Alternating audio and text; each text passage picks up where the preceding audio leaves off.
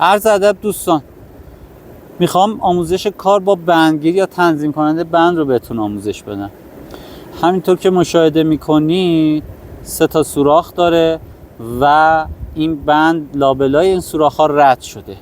از قسمت انتهایی، یعنی جایی که گره هست، شما بند رو آزاد میکنید و یه حلقه تشکیل میدید. این حلقه رو میندازید به میختون. سمت دیگه طناب به تارپ یا چادرتون وصل میشه.